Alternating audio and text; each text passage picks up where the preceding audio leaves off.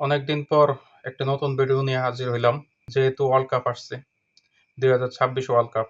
2022 world কাপটাও আমি মোটামুটি বেশ কয়েকটা ম্যাচ দেখছি, 7-8টা।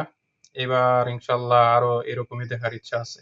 একটা অ্যানালাইসিস করছি যে আমি এই ইদানিং প্রায় 15-16টার মতো ম্যাচের হাইলাইটস দেখছি বা খেলার একটা অংশ দেখছি, যেটা এই লাস্ট 1-2 মাসের মাঝে।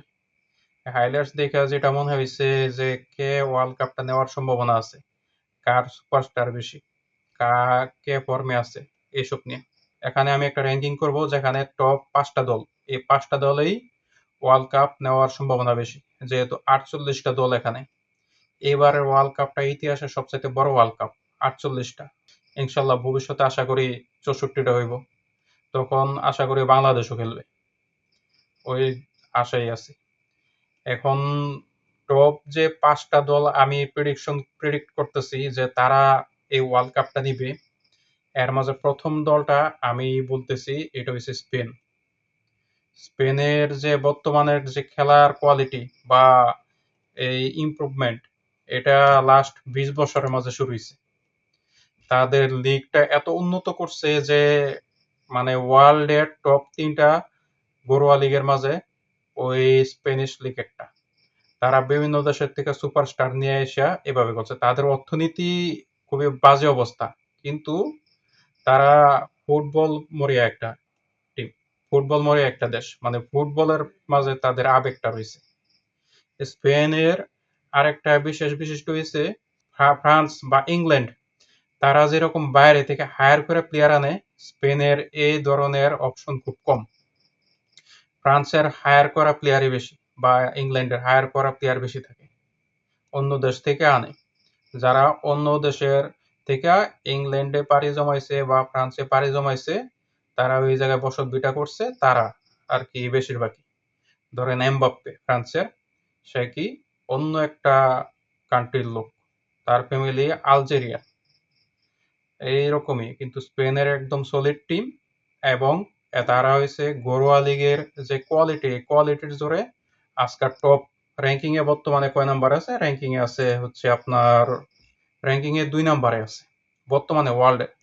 কিন্তু বর্তমানে তাদের যে জিনিসটা দেখতেছি, এই এখানে তারা ম্যাচ গত 5 ম্যাচের মাঝে ড্র করছে 3টা আর 2টা জিতছে। তারপরও ড্র করলো তারা, এখনো মানে হারার জিনিসটা খুব কম। তারা জিতে অথবা ড্র করে, এই জিনিসটাই দেখা যাইতেছে। আর লাস্ট যে ম্যাচগুলি হবে এই গ্রুপ পর্যায়ে ওয়ার্ল্ড কাপের গ্রুপ এসে পড়ছে তারা। এখানে স্পেনের সাথে কাবো বার্ডে নেই, কি লিখলো এটা, কেবো বার্ডে। কেবো বার্ডে আবার এটা কোন দলের ভাই, এই নামই তো শুনছি না। ইটালির মতো টিম ওয়ার্ল্ড কাপে চান্স পাইছে না। ইটালির পতাকা বাংলাদেশে তো উঠে গেছে। এখন তো পতাকার যুগ তো শেষ, তারপরও আর কি ইটালি 2-3বার ধরে ওয়ার্ল্ড কাপ খেলতে পারতেছে না। এই কারণে মানুষও আর আগ্রহ দেখায় না, ইটালির কথা বলে না। ইটালির যত ইয়া আছে, সমর্থক আছে, সব অন্য দলের মাঝে গেছে, কেউ আর্জেন্টিনা গেছে গা, কেউ ব্রাজিল গেছে গা, কিন্তু এখানে ইটালি শেষ। এখানে নতুন যে যাত্রা স্পেন, ওয়ার্ল্ড কাপের প্রথম দাবিদার হয়েছে স্পেন। তারপরে এখানে বললাম যেটা প্রথম কার কার লগে খেলা পড়তেছে ওয়ার্ল্ড কাপের গ্রুপ, কোনটা পড়ছে গ্রুপ এস এর মাঝে আর 2টা দল হচ্ছে সৌদি আরবিয়া আর উরুগুয়ে। উরুগুয়ে বর্তমানে যে এত একটা ফর্মে নাই, যে ফর্মটা হয়েছে গিয়া 100 বছর আগে ছিল, 80 বছর আগে। উরুগুয়ের টিমটা একদম নাই। এটা ওয়ার্ল্ড কাপের মাঝে মনে হইতেছে যে একদম দ্বিতীয় সারি, মানে সুপার এইট খেলা টিম হয়েছে বর্তমানে উরুগুয়ে। আচ্ছা, তো স্পেনের কথা বললাম, প্রথম বিশ্বকাপ দাবিদার। তারা র্যাঙ্কিং এ আছে, ওয়ার্ল্ড র্যাঙ্কিং এ আছে 2 নম্বরে।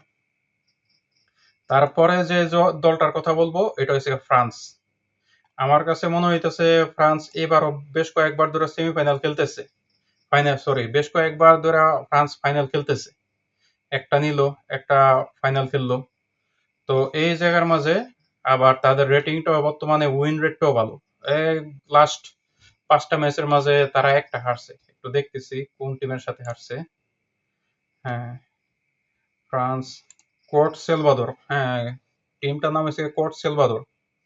হ্যাঁ, তার সাথে আবার হারছে। এই টিম যে কি নাম দিয়া, আনকমন নাম দিয়া টিম উঠতেছে। 48 নাম্বার র্যাঙ্কিং আছে সম্ভবত। এলভাদোর, কোট সেলভাদোর। তারপরে নর্দার্ন আইল্যান্ডের সাথেও জিতলো। ওকে, এখানে ফিফার মাঝে পড়ছে ইয়া আই নাম্বার গ্রুপের মাঝে। আই নাম্বার গ্রুপের মাঝে কার সাথে খেলা বলতেছে? খেলা পড়তেছে সেনেগালের সাথে। সেনেগালের সাথে তো জিতে যাইব।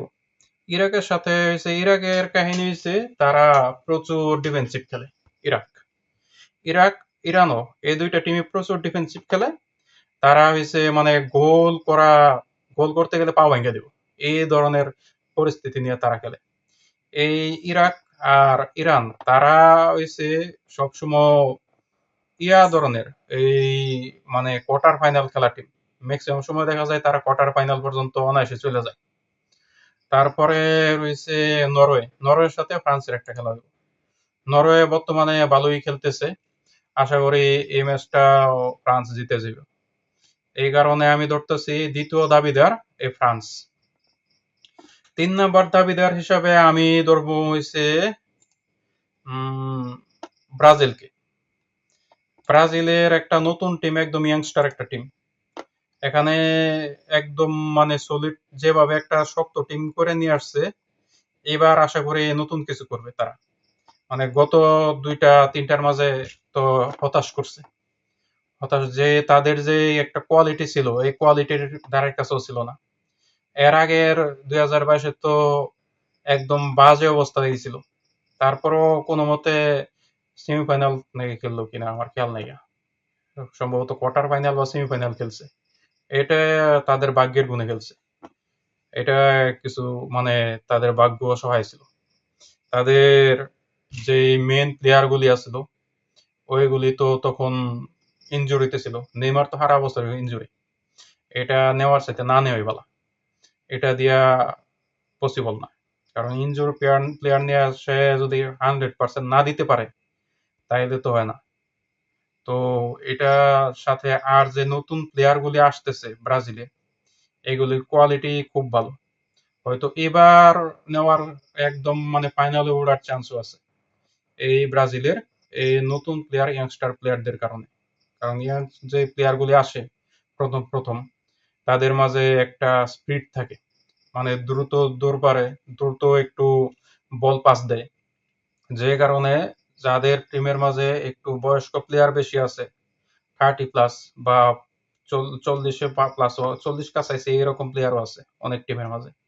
এই ধরনের প্লেয়ার গুলি তাদের সাথে সক্ষমার সাথে একটু স্পিডের কাছে একটু পরাস্ত হইবই।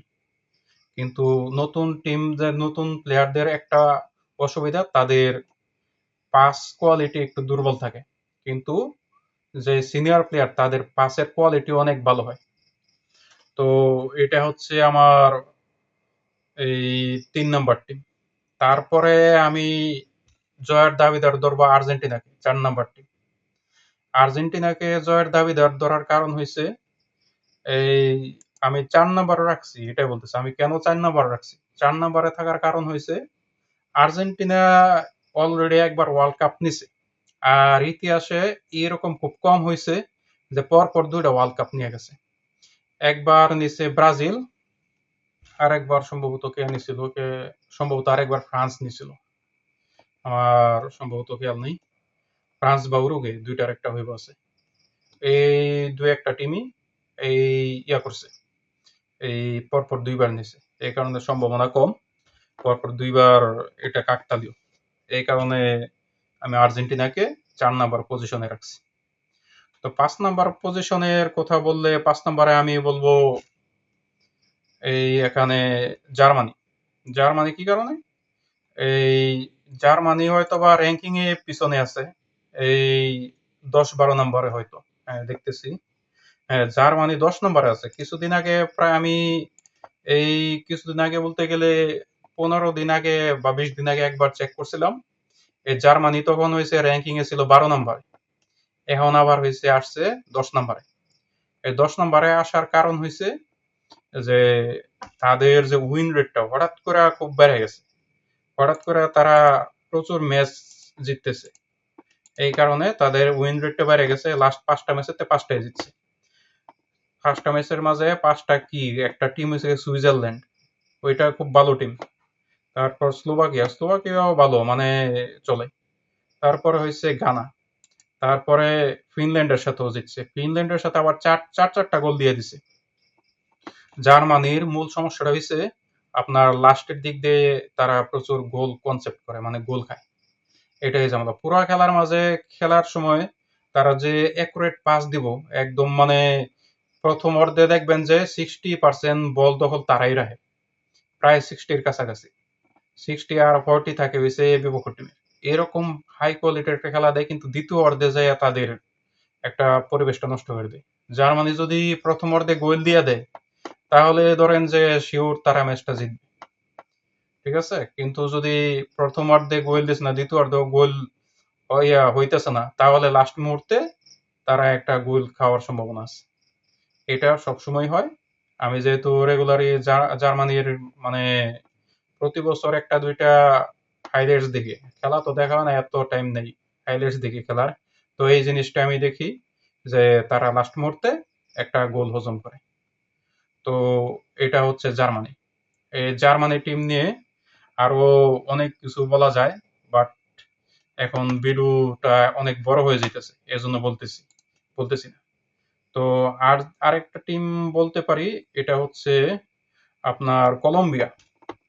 এই কলম্বিয়া টিমটা এই মাঝে মাঝে দেখি যে প্রচুর ভালো খেলে, টপ র্যাঙ্কিং এ একদম, মানে এই টপ র্যাঙ্কিং এ বলতে গেলে একের মাঝেও আসছে বেশ কয়েকবার, মানে ফিফা ওয়ার্ল্ড র্যাঙ্কিং এ একের মাঝেও আসছে। এরকম টিমের মাঝে কলম্বিয়াও একটা, তারা এত হাই কোয়ালিটির একটা টিম। তো এখন তারা র্যাঙ্কিং এ দেখতেছি, কলম্বিয়া কোথায়?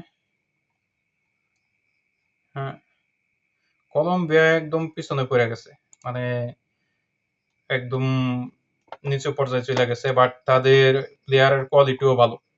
আশা করি এর মাঝেই একটা টিম নিবে এইবারের ওয়ার্ল্ড কাপটা।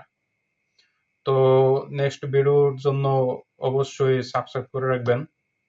তো নেক্সট ভিডিওর জন্য অবশ্যই আমাকে সাবস্ক্রাইব করবেন। ধন্যবাদ সবাইকে।